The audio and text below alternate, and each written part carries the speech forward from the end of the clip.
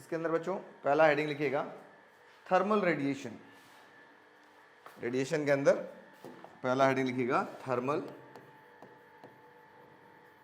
Radiations.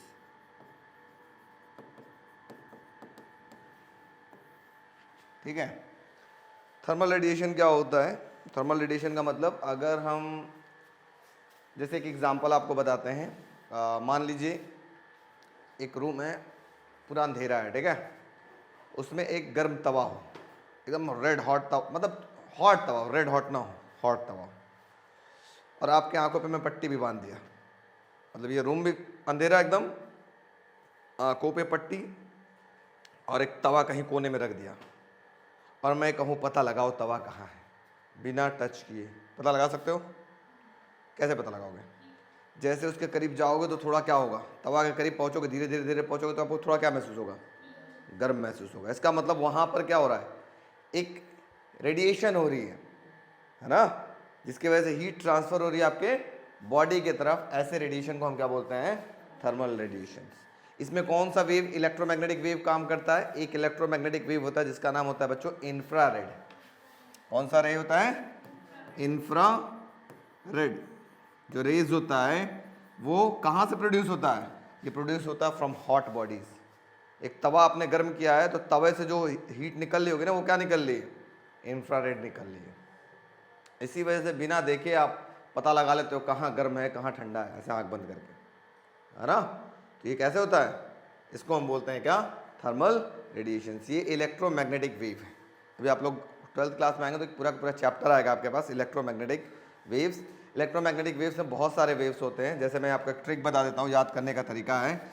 ये है गा ज़रा उल्टा विल्टा इन मिर्ची रेडियो। मतलब पहला हो गया आपके पास रेडियो वेव्स, एम फॉर हो गया माइक्रोवेव्स, आई फॉर हो गया इंफ्रारेड, वी फॉर हो गया विजिबल लाइट, यू फॉर हो गया यूवी रेज, ठीक है, एक्स फॉर हो गया X rays and G for हो गया गामा रेज। यही सारे रेज को हम क्या बोलते हैं? Electromagnetic waves. ठीक है, इनमें से जो एक वेव होता है वो है इंफ्रारेड। यही इंफ्रारेड कहाँ से प्रोड्यूस होता है? ये प्रोड्यूस होता है फ्रॉम हॉट बॉडीज। जो कोई बॉडी गर्म होती है ना, वो क्या प्रोड्यूस करती है? इंफ्रारेड रेज प्रोड्यूस करती है। बात समझ आ गई? इस वजह से आपको गर्मी का एहसास होता है। और इंफ्रारेड से जो गर्मी निकल रही, हीट निकल रही है, वो एक रेडिएशन बना फैलाती है, उसको हम लोग क्या बोलते हैं? Thermal radiation. बात समझ आ गई? तो लिख लो फटाफट एक लाइन में thermal radiation. The electromagnetic radiation, the electromagnetic radiation emitted, the electromagnetic radiations emitted by a body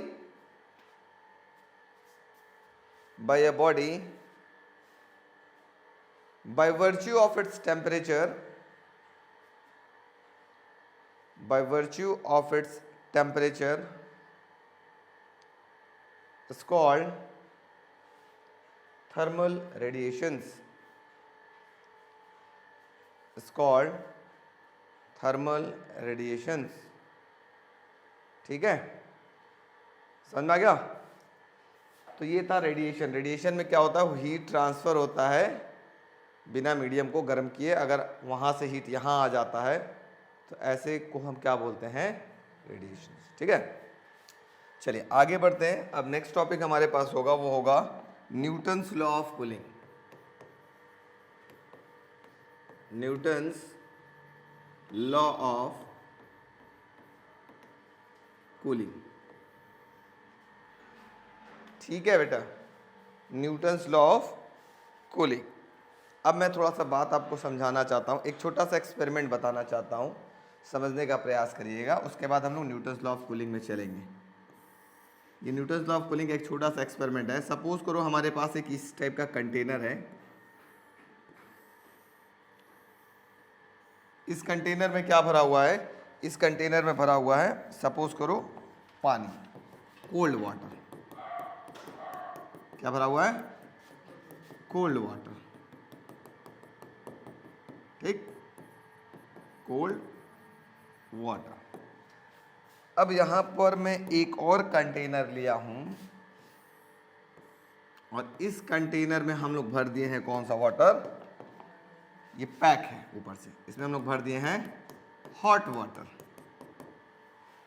कैसा वाटर, इसके अंदर है हॉट वाटर, ठीक है। ये कंटेनर ऊपर से पैक है, ऐसे इस तरीके से पैक है। इन दोनों में एक एक थर्मामीटर अंदर डाल दिया हूं। थर्मामीटर 1 इसमें और एक इसमें भी थर्मामीटर, ऐसे मान लो, ठीक। और इसको भी ऊपर से मैं क्या कर दिया हूं, इसको ढक दिया हूं ऐसे। और एक इसमें एक स्टीयर करने वाला रख दिया हूं, घुमाने वाला ऐसे ऐसे, ठीक है, जैसे वो कैलोरीमेट्री में था, देखा था ना। अब यहां से जो हीट जाएगा, जितना हीट लूज करेगा, मान लेते हैं इसका टेम्परेचर है T, जो हॉट बॉडी है उसका टेम्परेचर क्या है T, और यहां जो कोल्ड बॉडी है उसका टेम्परेचर मान लेते हैं T0, ठीक है। अब बताओ, मैं बोलूंगा कि कुछ देर बाद ये ठंडा होगा, और अगर ये ठंडा था तो ये क्या होगा, कैसे, जितना इन्होंने हीट लूज किया होगा उतना इन्होंने हीट क्या किया होगा, तभी तो ये गर्म हुआ होगा। इसका मतलब जो हीट लूज हो रहा है समय के साथ साथ, rate of losing heat is directly proportional to difference in temperature. अगर ये बहुत गर्म होगा और ये बहुत ठंडा होगा तो इनके बीच में टेम्परेचर डिफरेंस, जितना ये हीट लूज करेगा उतना ये गर्म होगा। अब मान लो इसको हमने हाथ से पकड़ के पानी को गर्म कर दिया है बैग में रख करके, और इसको हम ऐसे ही रहने दिए हैं नॉर्मल वाटर। अब दोनों के बीच में टेम्परेचर का चेंज होगा तो आपको पता चलेगा। जैसे एक बोलूं कि आपने पानी निकाला टैप से, वो वाला वाटर यहाँ रख लिया, और एक पानी को बॉटल लिया था उसको ऐसे पकड़ के आधा घंटा से बैठे थे, थोड़ा बहुत तो गर्म हो जाएगा ना, उसके अपेक्षा थोड़ा गर्म हो जाएगा ना। अब यहाँ से हीट ट्रांसफर होगा, पता चलेगा क्या, बहुत कम, क्योंकि जो हीट लॉस होगा वो डिफरेंस इन टेम्परेचर के डायरेक्टली प्रोपोर्शनल होगा। इसके बारे में किसने बताया था, न्यूटन जी ने बताया था कि अगर समय के साथ साथ कोई हॉट बॉडी हीट लूज कर रही है वो किसके डायरेक्टली प्रोपोर्शनल होगा, डिफरेंस इन देयर टेम्परेचर। अब जैसे ही प्रपोर्शन, माइनस क्या रिप्रेजेंट कर रहा है, लॉस हो रहा है, क्या लॉस हो रहा है, हीट लॉस हो रहा है, ठीक है। तो अब जैसे हम प्रपोर्शन का साइन हटाएंगे तो एक क्या आएगा, कांस्टेंट के, और ये आ जाएगा T माइनस T0, ये कहलाएगा क्वेश्चन नंबर 1। ये स्टेटमेंट इसी से बनेगा आपके पास, statement of Newton's law of cooling. तो लिखा जाए स्टेटमेंट पहले, फिर इसके बाद में डिराइव किया जाएगा, थोड़ा सा लंबा चौड़ा है, समझने वाली बात होगी। तो पहले स्टेटमेंट लिख लो, स्टेटमेंट लिख लो आप लोग। According to Newton's law of cooling, according to Newton's law of cooling,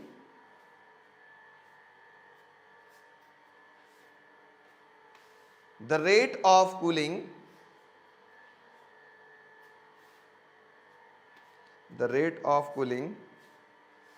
bracket में लिख सकते हो, और the rate of heat loss, bracket बंद, और the rate of heat loss, bracket बंद,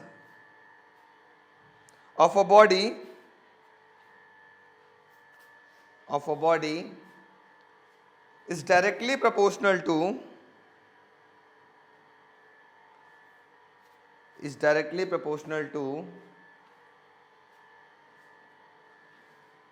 the temperature difference,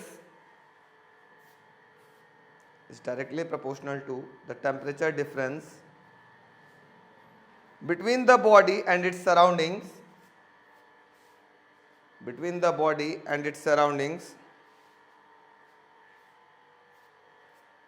provided temperature difference is small,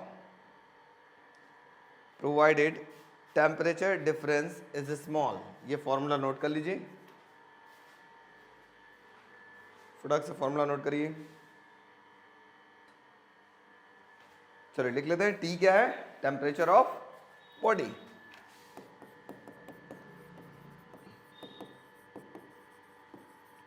और T not क्या है?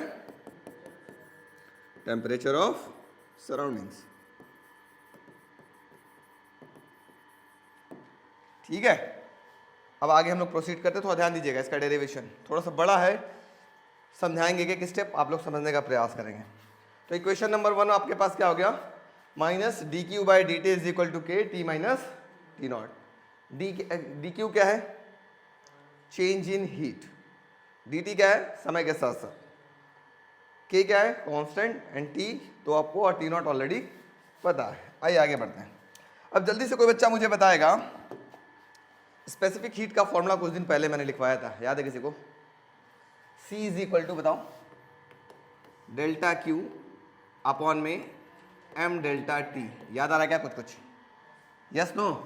तो हम इसको ऐसे भी लिख सकते हैं क्या? थोड़ा सा ध्यान दो। C is equal to delta Q upon में m डेल्टा टी, ऐसे भी लिख सकते हैं क्या? Yes no? और यहाँ T क्या था? कैपिटल T था, ये टेम्परेचर था ना। आप ध्यान दीजिएगा, यहाँ T क्या है? इससे पहले वाले में टाइम, और वहाँ T क्या है? टेम्परेचर। अब थोड़ा समझने का प्रयास करेंगे। तो यहाँ से डी क्यू की वैल्यू निकालो बच्चों, क्या मिलेगा बताओ? डी क्यू बराबर क्या हो गया? सी एम डी टी मिल गया। अब देखो बेटा, यहाँ पर डी क्यू के अपॉन में क्या है? डी टी है। अगर ऐसा करें, डी टी से दोनों तरफ डिवाइड कर दें तो कोई फर्क पड़ेगा? नहीं फर्क पड़ेगा। तो लिखेंगे dividing both side by D T, small T से। ये हो गया D Q by D T equal to C M D capital T upon में डी स्मॉल टी। कोई तकलीफ? इसको इक्वेशन नंबर हम बोल लेते हैं 2। किसी बच्चे को दिक्कत तो बोलो नो। अब इक्वेशन 1 में, इक्वेशन 1 किसके बराबर है? D Q by D T is equal to ये। और इक्वेशन 2 में D Q by D T किसके बराबर था? देखो कहाँ गया भाई साहब? इक्वेशन 2 में D Q by D t क्या था? ये था। तो ये अगर D Q by D T की वैल्यू उठा करके वहां पुट कर दे इक्वेशन 1 में, तो कुछ वैल्यू मिलेगा। तो लिखेंगे from equation 1 and 2 we get, from equation 1 and 2 we get. थोड़ा सा ध्यान देना, इक्वेशन 1 में D Q by D T किसके बराबर था? वो था k t minus T not equal to minus का d Q by D t था। यही था ना? था कि नहीं था? अब यहां से हम D Q by D T की वैल्यू यहां पुट कर दें, माइनस आगे लगा देंगे, कोई फर्क पड़ेगा? तो मैं यहां से अगर मैं ऐसे करूं, थोड़ा ध्यान दीजिएगा, आगे मैंने माइनस लगा दिया और D Q by D T की जगह हम क्या पुट कर लें? C M D T upon में डी टी। कोई तकलीफ तो बोलो यस या नो? वीडियो वालों जल्दी बताओ, कोई तकलीफ यहां तक? No? Very good, very very good. अब तकलीफ दे रहा हूं, थोड़ा ध्यान दीजिएगा। अब मैं क्या करता हूं, चूंकि हमें डी डी दिखाई दे रहा है, यहां भी डी यहां भी डी, और डी हटेगा तभी जब इंटीग्रेट होगा, और इंटीग्रेट तभी होगा जब ये डी वाला कंपोनेंट ऊपर होगा। सर आपकी बातें हमारे ऊपर से जा रही हैं, अब नहीं जाएगी, थोड़ा ध्यान दो कैसे हम कहना चाह रहे हैं। क्या हम करो बेटा, सी एम के एक साथ रख लो, तो ये हो जाएगा कैपिटल डी टी अपॉन में D T minus equal to K upon में C M T minus T not. कोई तकलीफ? Yes no? वीडियो बच्चों कोई तकलीफ? Yes no? बोलो भाई। No sir. अब थोड़ा ध्यान से समझेंगे, ध्यान ध्यान ध्यान से। अब मैं क्या करूंगा, थोड़ा ध्यान देंगे। के क्या है? कांस्टेंट। स्पेसिफिक हीट क्या है? कांस्टेंट। एम क्या है? ये भी कांस्टेंट, मास कभी चेंज होता ही नहीं, ये पूरा का पूरा क्या होगा? कांस्टेंट। तो हम इसको ऐसे लिख सकते हैं क्या? डी टी अपॉन में स्मॉल डी टी, और ये माइनस को उधर भी भेज सकते हैं माइनस, और इस पूरे को एक कांस्टेंट मान लेते हैं बड़ा के, टी माइनस टी नॉट। कोई तकलीफ? बड़ा के बराबर किस क्या हो गया? बड़ा के बराबर हो गया छोटा के अपॉन में सी एम। कोई तकलीफ? Yes no? बड़ा कांस्टेंट मान सकते हो, सी मान सकते हो, कुछ भी मान लो, सी तो ऑलरेडी है, इस वजह से हमने सी नहीं माना। ठीक है, कोई तकलीफ? Yes no? अभी दूंगा तकलीफ, अभी तकलीफ दूंगा, अभी तो दिया हूँ। ये डी टी क्या है? तो टेम्परेचर को एक साथ रख लेंगे जब इंटीग्रेट करते हैं, तो ऐसे लिखेंगे डी टी अपॉन में ये क्या आ जाएगा, टी माइनस टी नॉट आएगा, इक्वल टू माइनस का के और ये ऊपर चला जाएगा इनटू क्या हो गया डी टी। अब इधर भी देखो डी ऊपर है, इधर भी डी क्या है ऊपर है, अब इंटीग्रेट कर सकते हैं। ठीक है, कैसे करते हैं वो भी मैं बताता हूं आपको। ऐसे लिखेंगे integrating both side we get, क्या गेट करेंगे, ऐसे साइन लगाएंगे नागिन छाप, ये हो गया डी टी अपॉन में T minus T not equal to minus K integration का साइन डी टी। जिसके आगे डी लगा होता है उसी का इंटीग्रेशन होता है। जैसे यहाँ टाइम है, टाइम के आगे डी लगा हो इसका मतलब टाइम का इंटीग्रेशन होगा। यहाँ टेम्परेचर के आगे डी लगा इसका मतलब पूरे टेम्परेचर का इंटीग्रेशन होगा। ठीक है, बात समझ आ रहा है? अच्छा सर, अब थोड़ा ध्यान दीजिएगा, नया चीज़ बता रहा हूँ, अभी तक आप लोग जानते नहीं थे लेकिन सीख लीजिए। जैसे मैं बोलूँ इंटीग्रेशन का फॉर्मूला आप लोग जानते होंगे, x to the power n dx का इंटीग्रेशन होता था x to the power n plus one upon में n plus one plus C, ये तो सबको पता था, है ना। अगर मैं बोलूँ सिर्फ dx लिखा होता इसका इंटीग्रेशन क्या था, याद है किसी को? x प्लस सी। अगर dt लिखा होता तो क्या होता? t प्लस सी। dv लिखा होता तो v प्लस सी। dm लिखा होता तो m प्लस सी। अब मैं अगर बोलूँ, थोड़ा सा ध्यान दो, 1 अपॉन में x dx लिखा हो तो एक नया फॉर्मूला आप पढ़ने जा रहे हैं, ध्यान दीजिएगा। ये जो होगा ये होगा, थोड़ा ध्यान सुनिएगा, log e base x plus c. क्या हो जाएगा? log e base x plus c. e होता है एक्सपोनेंट सी, ठीक है। 1/x अगर दिख रहा हो तो log e base x plus c. थोड़ा सा ध्यान दो, पीछे वाला प्रीवियस इक्वेशन क्या था, थोड़ा सा ध्यान दीजिएगा। Integration of D T upon में टी माइनस टी नॉट और इधर था माइनस का के डी टी, यही था क्या? अब थोड़ा तकलीफ देता हूं, थोड़ा ध्यान दीजिए। अब इन तीन फॉर्मूले में से कौन सा फॉर्मूला उधर लगने वाला है? देखो 1/x dx, 1 ये पूरा x हो जाएगा, टेम्परेचर है, 1 टेम्परेचर इंटू डी टी। तो 1/x dx का इंटीग्रेशन क्या होगा? log e base x। तो क्या हो जाएगा यहां पर, जल्दी बताओ? log e base t minus T not लिख सकते हैं क्या? वीडियो वालों यही स्टेप इंपॉर्टेंट है, ये बच्चों को नहीं समझ में आता कहां से हुआ। लिख सकते हैं ऐसा? Very good. Equal to minus का के। अब बताओ dt का इंटीग्रेशन क्या होगा? dx का इंटीग्रेशन क्या था? x प्लस सी। तो dt का इंटीग्रेशन क्या होगा? t प्लस सी, माइनस भी आगे रहेगा, प्लस सी। आप कहोगे सर सी तो इधर भी जोड़ना चाहिए, प्लस सी। तो आप एक साइड जोड़ते हैं, कांस्टेंट में कांस्टेंट जोड़ो तो भी कांस्टेंट, कांस्टेंट में से कुछ घटाओगे तो भी कांस्टेंट, कांस्टेंट में कुछ मल्टीप्लाई किया तो भी कांस्टेंट, कांस्टेंट से डिवाइड किया तो भी कांस्टेंट। इसी वजह से कांस्टेंट एक साइड जोड़ते हैं। जोड़ दिया, कोई तकलीफ? वीडियो वालों बच्चों जल्दी बोलो यहां तक।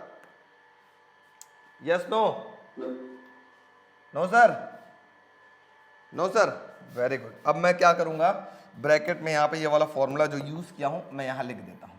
एक तो यूज किया हूं इंटीग्रेशन ऑफ 1/x dx, ये हो गया log e base x plus c. और दूसरा यूज किया हूं सिर्फ dx का, ये क्या होता है? x plus C. कोई तकलीफ? Yes no? No? Very good. और तकलीफ दूंगा अभी, अभी तकलीफ मैं कम नहीं दिया हूं, बहुत तकलीफ देने वाला हूं। थोड़ा सा समझना, थोड़ा सा कि ज्यादा? ज्यादा समझोगे? अच्छा चलो चलो ज्यादा समझाते हैं। अगर log e बेस x लिखा हो इक्वल टू y लिखा हो, ठीक है बेटा, log e base x equal to y लिखा हो तो आप इसको ऐसे लिख सकते हो, x is equal to e to the power y। ये log का फॉर्मूला होता है। log तुम लोग पढ़े नहीं हो, जानकारी कुछ कम होगी, तो बस ऐसा लिख सकते हैं log का फॉर्मूला। x बराबर हो जाएगा, ये e के पावर में चला जाएगा y, ठीक है, तो जल्दी से बताओ क्या यहां दिख रहा है क्या, log e base x is equal to ये पूरा क्या हो जाएगा y हो जाएगा। तो बताओ x की जगह यहां क्या दिख रहा है, t minus T not equal to क्या होगा e की पावर y, e तो यहां है और y की जगह क्या होगा माइनस के टी प्लस सी। बोलो बेटा वीडियो वालों कोई दिक्कत तो बोलो यहां तक, यस या नो, नो, वेरी गुड। आप देखो t minus T not is equal to, math use हो रहा है तो भाई थोड़ा सा हम समझ सकते हैं। आपने कि ये भी पढ़ा होगा अगर हम a की पावर x और x प्लस वाई लिखे हों तो इसको क्या लिख सकते हैं, जल्दी बताओ, a की पावर x इंटू ए की पावर y लिख सकते हैं क्या, क्योंकि जिनका बेस सेम होता है उनका पावर क्या होता है ऐड हो जाता है। तो अगर पावर ऐड है तो उनको अलग अलग डिवाइड मल्टीप्लाई करके लिख सकते हैं। वैसे अगर यहाँ पावर ऐड है तो हम इसको ऐसे लिख सकते हैं e की पावर माइनस के टी इंटू ई की पावर c लिख सकते हैं क्या, e ऑलरेडी कांस्टेंट है और e की पावर c क्या है ऑलरेडी कांस्टेंट है, तो हम क्या बोलेंगे e की पावर c को हम बोलेंगे बड़ा c, एक और कांस्टेंट लिख सकते हैं क्या भाई, ये कांस्टेंट के पावर भी क्या होगी कांस्टेंट, तो ये पूरा क्या हो गया कांस्टेंट। तो क्या मिलेगा t minus T not equal to c e की पावर माइनस के टी, कोई दिक्कत। अब इस t को उधर भेज दो, t इज इक्वल टू होगा, t इज इक्वल टू क्या हो गया टी नॉट, ये उधर जाएगा तो प्लस हो जाएगा, प्लस सी ई की पावर माइनस के T, this is your formula. बात समझ में आ गई, नहीं आई, आ गई, वेरी गुड, छापिए आराम से तड़ाक से।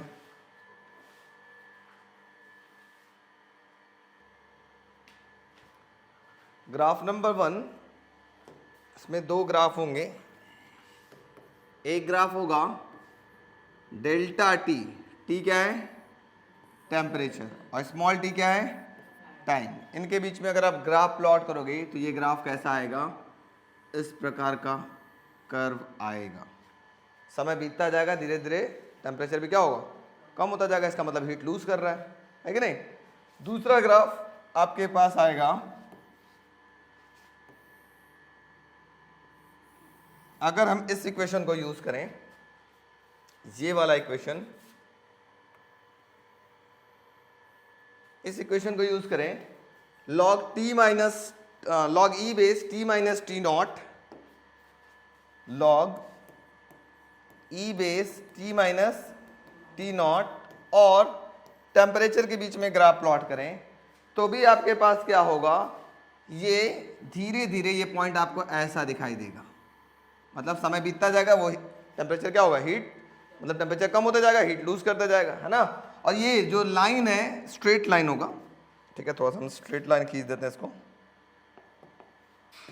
ये स्ट्रेट लाइन होगा लाइक दिस, ठीक। और ये लाइन किसको रिप्रेजेंट करेगा, ये लाइन किसको रिप्रेजेंट करेगा बच्चों, ये यहाँ जो कांस्टेंट था ना के उसको रिप्रेजेंट करेगा, ठीक है। ये स्लोप है, स्लोप रिप्रेजेंट माइनस, ठीक है, नोट कर लीजिए फटाफट। ये दो ग्राफ कभी कभी एक नंबर में आता है, पूछ देता है ये ग्राफ कहाँ से है कैसे है, तो याद रखिएगा।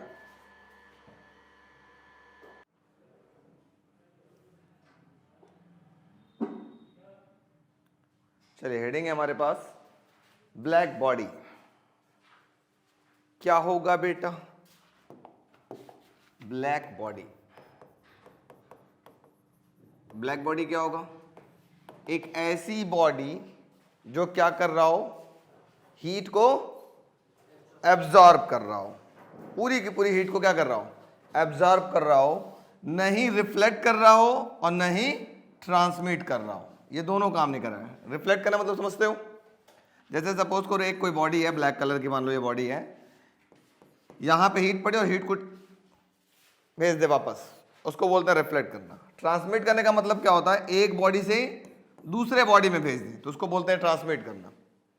तो ब्लैक बॉडी एक ऐसी बॉडी होती है जो पूरी की पूरी हीट को क्या करता है, ओनली एब्जॉर्व करता है, न ही रिफ्लेक्ट करता है और न ही ट्रांसमिट करता है। इसी वजह से शायद आप लोगों ने देखा होगा जो फर्नेस बनता है, कौन सा, सोलर फर्नेस, उसका अंदर का कलर किस कलर का किया जाता है, ब्लैक कलर का रखा जाता है ना, कि हीट को, ज़्यादा से ज़्यादा हीट को क्या करे, एब्जॉर्व करे। ठीक है, इसी वजह से कहा जाता है काला कपड़ा गर्मी के दिनों में नहीं पहनना चाहिए। क्यों, वो हीट एब्जॉर्ब करेगा और आपको गर्मी लगेगा, है ना। ठंडी के दिनों में काला पहनो, नीला पहनो, कुछ भी पहनो चलेगा।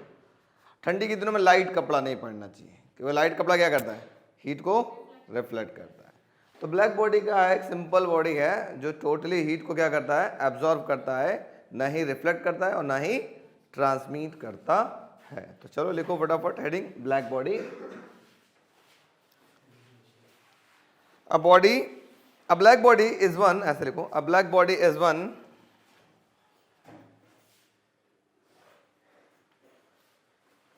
a black body is one which neither reflect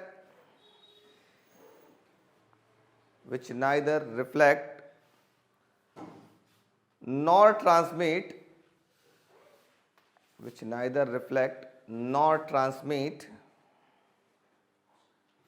but absorb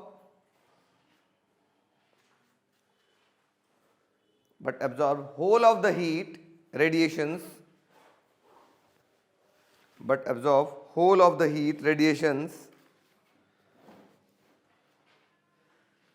incident on it is called black body. It's called black body. समझ में आ गया ब्लैक बॉडी क्या है? बहुत इजी है, ऐसी बॉडी जो हीट को क्या कर रहा हो, टोटली एब्जॉर्ब कर रहा हो, क्या नहीं कर रहा हो, न ही रिफ्लेक्ट कर रहा हो और न ही ट्रांसमिट कर रहा हो। जैसे एग्जाम्पल आप लोग देख सकते हैं, SOLERFURNACE, सोलर फर्नेस। अगर मैं दिखा दूं तो सोलर फर्नेस कैसा होता है, अब अगर मैं इसकी बात करूं, देखो यहाँ पर भी एक आपके पास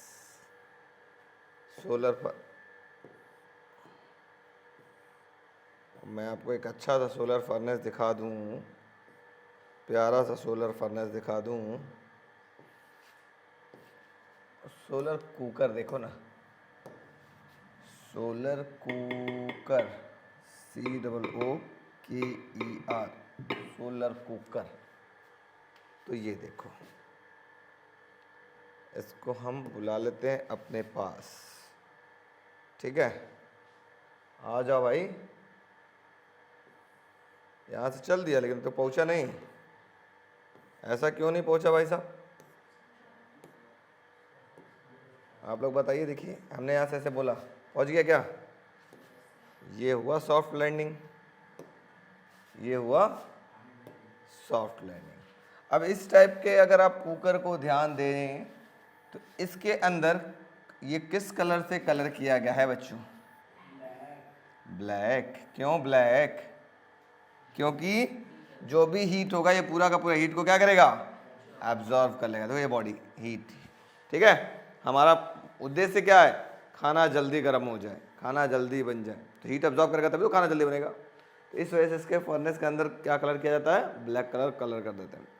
मैंने आपको एक एक्सपेरिमेंट बताया था, 2 बलून लीजिए, एक वाइट एक ब्लैक, दोनों को धूप में रखिए और जब सन की रोशनी उसके ऊपर पड़ेगी और एक लेंस लगा लीजिए, तो देखेंगे जो वाइट वाली बलून है कुछ देर बाद फटेगा, ब्लैक वाली बलून क्या होगा?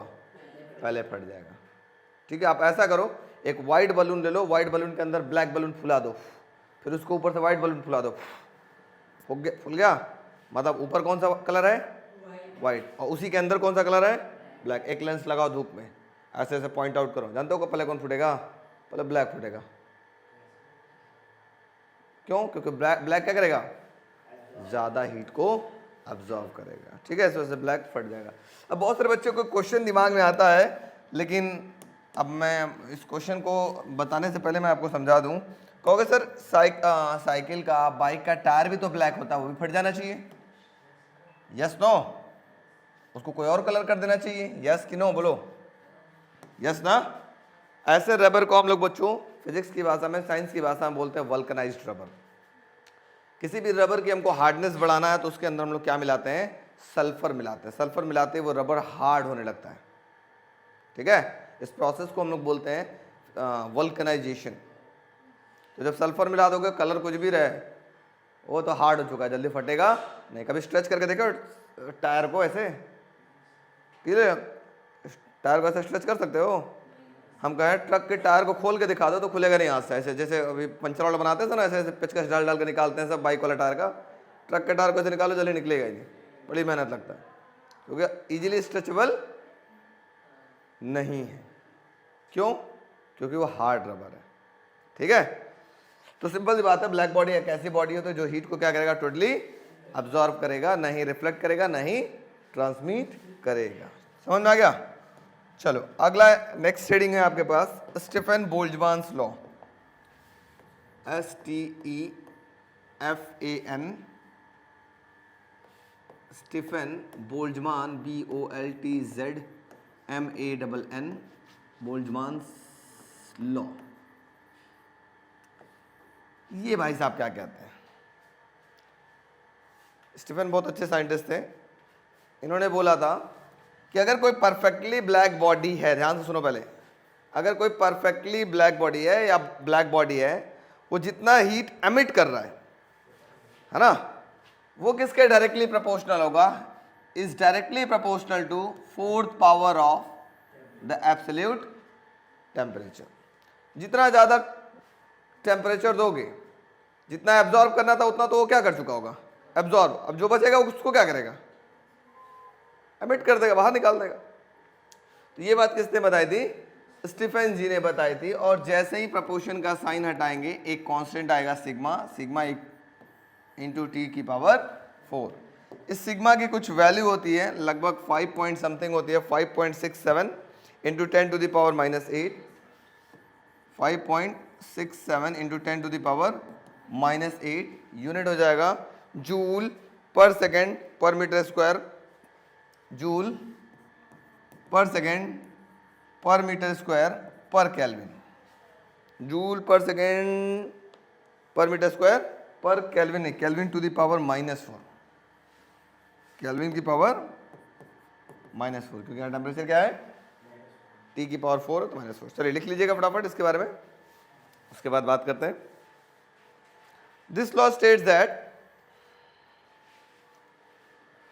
this law states that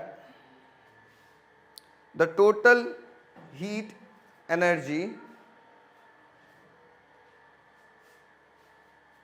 this law states that the total heat energy emitted by, total heat energy emitted by a perfect black body, a perfect black body per second per unit area, per second per unit area is directly proportional to, per second per unit area is directly proportional to the 4th power of, is directly proportional to the 4th power of the absolute temperature,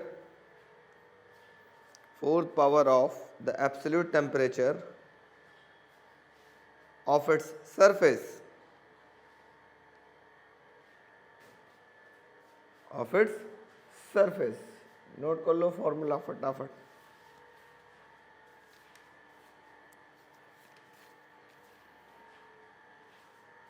झटपट note करिए। Next heading है veins displacement law, WIENS, veins displacement law.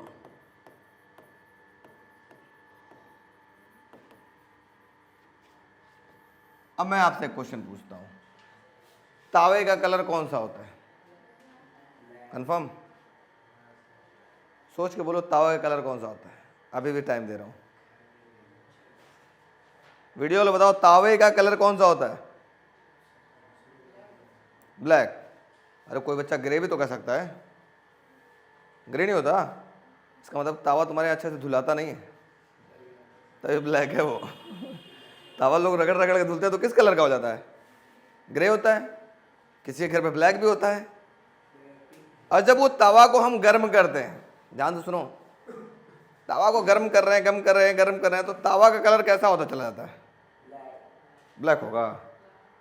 जब हम तवा को या लोहे को गर्म करते चलते हैं, उसका कलर चेंज होता है क्या? रेड होने लगता है। बहुत और ज्यादा गर्म करे तो क्या होगा? ऑरेंज। और ज्यादा गर्म करे तो क्या होगा? येलो। इसका मतलब अब मैं पूछूं, उस लोहे का कलर चेंज हो रहा है ना, क्यों हो रहा है? टेम्परेचर की वजह से, कि जैसे जैसे उसका हम टेम्परेचर क्या कर रहे हैं, बढ़ा रहे हैं, तो कलर चेंज होने का मतलब होता है बेटा वेवलेंथ चेंज होना, है ना। जैसे आपने पढ़ा होगा रेड कलर का वेवलेंथ ज्यादा होता है, वॉयलेट कलर का वेवलेंथ कम होता है। इसका मतलब सारे कलर का वेवलेंथ क्या होता है? अलग अलग होता है। इसका मतलब एक बात समझ में थोड़ी थोड़ी आने लगी दिमाग में कि अगर तवा गर्म कर रहे हैं, वो तवे का कलर ब्लैक से रेड हो रहा है या ग्रे से रेड हो रहा है, इसका मतलब जाहिर सी बात है टेम्परेचर चेंज होने की वजह से उसके वेवलेंथ पे कोई इफेक्ट दिखाई दे रहा है। ये बात वेंस जी ने बताई थी। उन्होंने बताया था जो वेवलेंथ होगा वो होगा इनवर्सली प्रोपोर्शनल टू टेम्परेचर। जैसे जैसे टेम्परेचर बढ़ाओगे उसकी वेवलेंथ क्या होगी? कम होती चली जाएगी। अब मैं आपको दिखाता हूं, ध्यान से सुनना, बहुत प्यारा वाला बात बता रहा हूं। गैस सिलेंडर देखे हो? सोच के देखो, गैस सिलेंडर कौन कौन देखा है? सबने देखा है। अगर वो गैस खत्म हो गई, मतलब लगभग खत्म होने वाली है सिलेंडर में, तो फ्लेम का कलर क्या होता है? येलो ना। येलो पे खाना बनाते हो तो कितना टाइम लगता है? ज़्यादा समय लगता है। अगर क्योंकि उसका टेम्परेचर कम होगा तो वेवलेंथ क्या होगा? ज़्यादा, इसी वजह से येलो है। लेकिन अगर मैं बोलूं अभी नया नया मैं सिलेंडर रखा हूं, वो जो फ्लेम निकल रहा है किस कलर का निकलता है? ब्लू ना। अब वो उसके टेम्परेचर क्या होगी? ज़्यादा, तुरंत खाना बनने लगता है। इसका मतलब टेम्परेचर बढ़ा, वेवलेंथ क्या हो गई? घट गई। ये बात किसने बताई थी? वेंस जी ने बताई थी। ठीक है, कि टेम्परेचर का इफेक्ट पूरा का पूरा किस पे होता है? वेवलेंथ। अब जैसे ही प्रोपोर्शन का साइन हटाएंगे तो यहां पर भी बच्चों एक क्या आएगा? कांस्टेंट आएगा। इस कांस्टेंट को हम किससे रिप्रेजेंट करते हैं? बी से। बी बराबर होगा लैम्डा एम इंटू टी। इस बी की भी कुछ वैल्यू होती है, कांस्टेंट होता है। इस बी की जो वैल्यू होती है, बी इज इक्वल टू, मैं आपको बताता हूँ कितना होता है, लगभग ये होता है 2.9 इंटू 10⁻³ 10⁻³ मिली कैल्विन। मिली मतलब समझते हो? 10⁻³ यहाँ का मतलब भी होगा, मतलब टोटल हो जाएगा 2.9 इंटू 10⁻⁶ कैल्विन आप बोल सकते हो। ठीक है, sorry not milli kelvin, meter kelvin. I am very very sorry. क्यों बेटा? क्योंकि लैम्डा की यूनिट क्या होती है? मीटर, और टेम्परेचर की यूनिट क्या होती है? कैल्विन। तो ये होता है meter kelvin, not milli kelvin. ठीक है, तो लिखो according to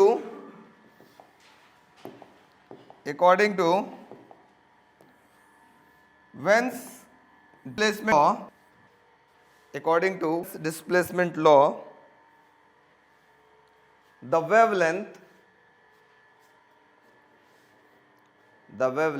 ब्रैकेट में लैम्डा एम, इस तरीके से लैम्डा बेस में एम, मतलब ये बड़ा सा लैम्डा लेकर के इसके नीचे छोटा सा एम, लैम्डा एम ब्रैकेट बंद,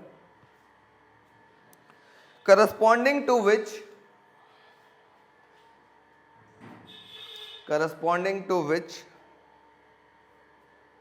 the energy emitted by a black body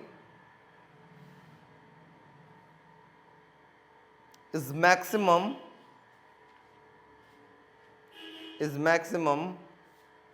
is inversely proportional to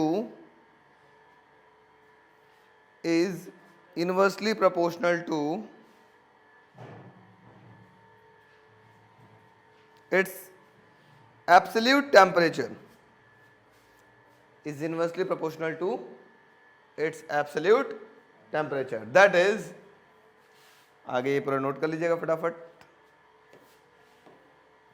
झटपट नोट करो.